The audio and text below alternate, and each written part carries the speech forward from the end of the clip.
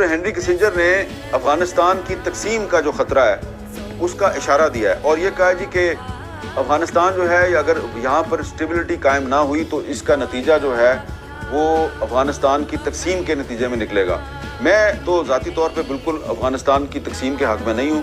افغانستان جو ہے وہ ہمارا ہمسایہ ملک ہے، اگر وہاں پر اسٹیبلٹی ہوگی، استحکام ہوگا تو پاکستان میں بھی استحکام ہوگا۔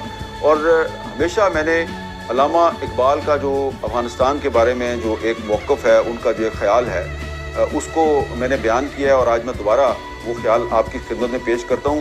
علامہ اقبال نے یہ کہا تھا کہ افغانستان جو ہے یہ ایشیا کا دل ہے، اور یہ دل اگر صحت مند ہوگا تو ایشیا بھی صحت مند ہوگا اور ایشیا میں بھی امن ہوگا، اور اگر دل میں خرابی ہوگی تو پورے ایشیا میں خرابی ہوگی۔